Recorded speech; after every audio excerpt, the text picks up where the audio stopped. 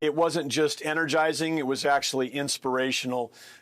Being with all of these incredible job creators, people that have, many people that started with nothing. They've lived the American dream. They've given back to their communities. They've created countless jobs around our country. And they're concerned about the future under Joe Biden. They're concerned about their kids and their grandkids and the people that work for them. And that part was very inspirational to see that the depth of the caring that people have. And they know and understand that we're headed in the wrong direction under Joe Biden. And with President Trump, we're going to get this country going again. The world will be safer and more prosperous under President Trump. It's about as simple as that. Governor, I got to believe a lot of the donors at the event were not originally Trump supporters. So what was the mix of people, and what does it say about the consolidation of support? Well, certainly it was a night of unification, a night of support. In some ways, it's the official kickoff.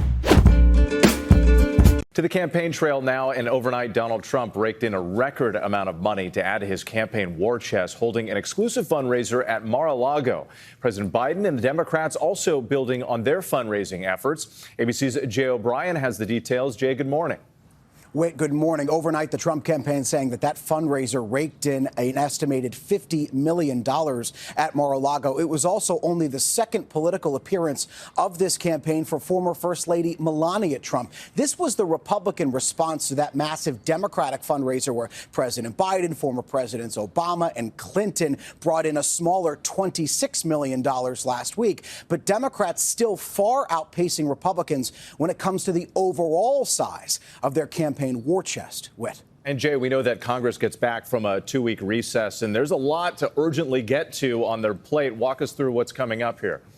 With the House still hasn't taken up aid for Ukraine, which cleared the Senate months ago, the White House also signaling it's going to urgently press Congress to appropriate funds for a new Francis Scott Key Bridge in Baltimore. And the Senate's work this week could be briefly delayed when they take up that constitutionally required trial of the House GOP impeachment of Homeland Security Secretary Alejandro Mayorkas. Senators expected to either move to quickly dismiss those charges or to refer this trial to a committee. Janae. Right, Jay. Thank you for that. When a person is deprived of food for a prolonged period, meaning they're not taking in enough calories to keep up with the body's energy needs, starvation begins to set in. The body relies on stored fats for energy, and within a few days with no food, the human body essentially starts feeding on itself.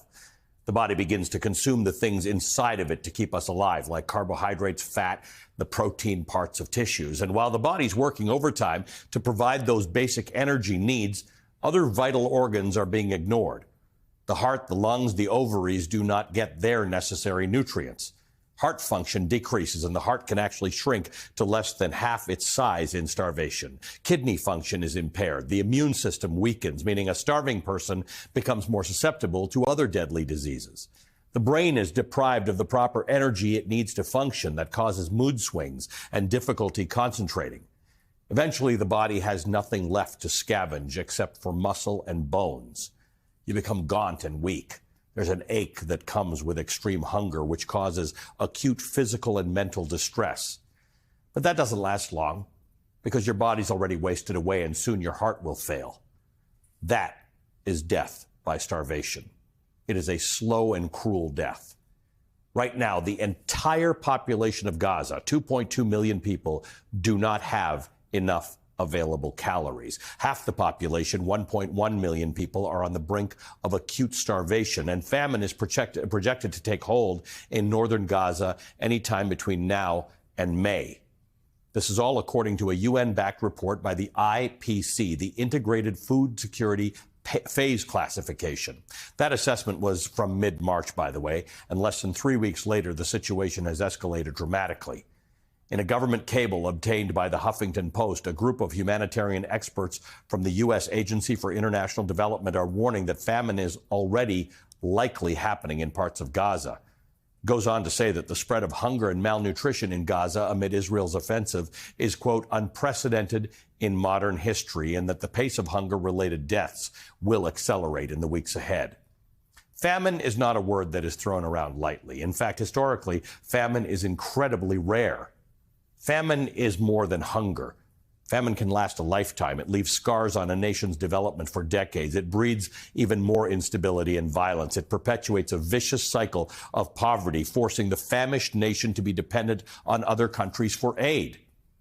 For the children who face starvation or malnutrition and survive, their brain and body will not develop as they should. An entire generation stunted. When a famine is declared, it means people are already starving to death. It means children are already going hungry. By the time a famine is declared, it's already too late. By the time the world sees the images of the emaciated children, nothing but skin and bones, it's already too late. By the time desperately needed aid arrives, it is already too late. But hey, at least famine can't last forever because the affected population will eventually be decimated. Left unchecked, there will be no one left to starve. Hey everyone, MSNBC has a new and improved app. You'll get real-time alerts and analysis, live blogs, in-depth essays, video highlights, and the best 2024 election coverage. Download the new MSNBC app. Here's how to do it. You tap on the App Store on your phone. You hit search on the bottom right. How woke isn't working out for women. You know, whether it's women's sports, your safety. By the way, it's turning guys into betas who are unmarriageable. You see mental health, plummeting for women, especially young women. It's just on face value. If you're a woman, this is a terrible, talk about ruining your independence if you don't feel safe walking down the street, or you can't choose the mode of transportation that's more efficient for you because you have to think about who might punch you in the face or what might happen to you, or you're hoping there's a Marine who's willing to go to jail to defend you in the subway. I mean, these are the things women have to think about. That's what I was thinking when you're saying, well, get off your phone. Women shouldn't have to be thinking about whether they're on their phone or not because they have to be vigilant about whether they're going to be punched in the face. Because some Speaker of the House, whose district is a mess, wants to pass cashless bail or raising the ages for charging juveniles. So you get these 15-year-olds who can do whatever they want, and then they just catch and release because they aren't treated. Tomorrow's total solar eclipse. Humans have been tracking and predicting eclipses for thousands of years. It is a breathtaking and even overwhelming thing to see the sun just vanish in the middle of the day. Samara Theodore is in the path of totality at the Indianapolis Motor Speedway, where tens of thousands of people will gather tomorrow. Samara, I can't even get my word straight. We're so excited about this. Oh, my goodness, Janae, here in Indianapolis, the energy is palpable. Folks are already filling the streets, the hotels, the restaurants, all in hopes of seeing this total solar eclipse. And it's not just the city of Indianapolis that's going to get a view of this celestial, beautiful, spectacular event. We're seeing a lot of cities gearing up.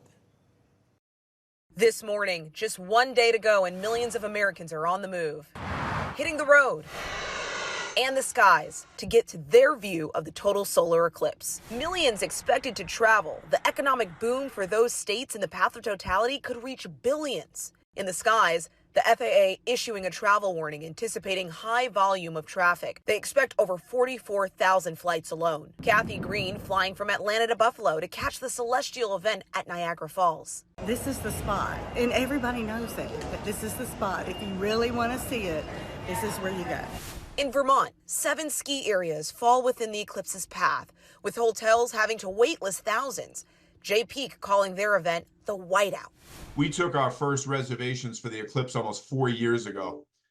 So there has been a lot of interest for an awfully long period of time, and we have been sold out for a year. Cities and towns along the route of totality are expecting huge crowds and traffic. In Texas, one of the 13 states in totality, the Department of Transportation warning about congestion and distracted driving. Don't want anybody to be parking on the shoulder. Don't be wearing your glasses. In Indianapolis, the governor calling a state of emergency in anticipation of the massive crowds. The biggest issue is going to be traffic. We think it's going to back up on the interstates. And here at the Indianapolis Motor Speedway, nearly 50,000 expected to arrive. Officials saying they are ready. Please come prepared and please come patient. And you know, one of the most critical components to a great viewing of a total solar eclipse is the weather. Here in Indianapolis, temperatures will actually be in the 70s around that time, and we're expecting some clearing, so that's good news. It's not the case, though, for our friends down in Texas. So let's go ahead and start at the beginning of this path. So it drives through Mexico, and then we anticipate it to hit Del Rio, right? As it makes its way into Dallas, that's when we start to see a lot more cloud coverage. We'll be keeping our fingers crossed for a break in the clouds, but there's a threat for severe weather. In fact, we could even see a few tornadoes in the afternoon. Timing on those storms, they're popping up after about 3 or 4 o'clock in the afternoon. So after the eclipse has actually taken place, but we could still see a lot more cloud coverage. Then this rides right on up through Arkansas and into Carbondale, Indiana, and right on into Cleveland. This is the area where we start to see a little bit more clearing. Conditions look more primed. Then passing through Niagara Falls, we may see a few decent clouds. But whoever's in Vermont, wow, they are going to get a spectacular sighting. Gio, I can't wait till you get here. I know. Hopping on a flight right after the show to see you there in Indy. Thank you, Samara. See you.